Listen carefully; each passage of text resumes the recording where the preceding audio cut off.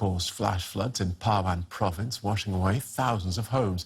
Local officials say at least 100 people are confirmed dead, but that the final death toll is likely to be much higher. They say it could take weeks to determine the number of casualties. Well, journalist Ali Latifi is in Kabul. Welcome, Ali. Can you give us a sense of the scale of destruction there? I mean, if you look at the images coming out of Parwan, the city of Chorkor, which is the capital, has been completely leveled. And anybody who's been there, knows that it's very much a hub city.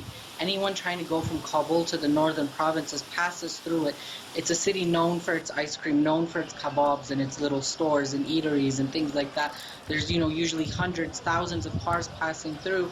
And if you look at the footage and the pictures now, it's just destruction. Homes are leveled, stores are leveled, the streets are flooded, filled with mud and dirt, and it's just, you can't even recognize the city anymore. It was a small little city, that had that commercial vibe, and now it just looked completely devastated and just utterly destroyed.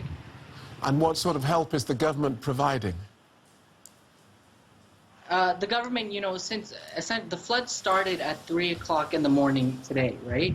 And now it's 6:45 in Kabul. So, this has been going on for hours, and the government is really trying to assess the level of the damage. They've given food aid, they've given financial aid, the Ministry of Defense has promised any necessary aid.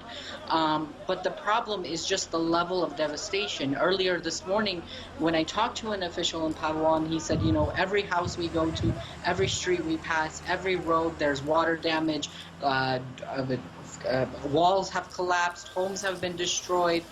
There's literally nowhere that the water hasn't reached. So for the government to react, it's going to take a long time to assess the actual level of the damage. Now, I understand Parwan province experiences this sort of deadly flooding quite often. Why is that?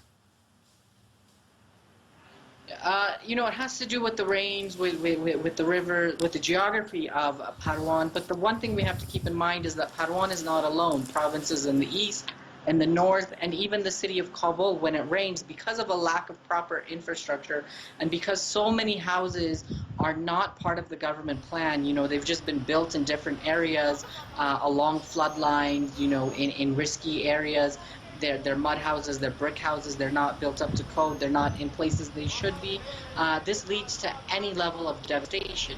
And even in the city of Kabul, when it rains too much, you will see entire areas of the city, including the commercial hub of the city, completely flooding over with water.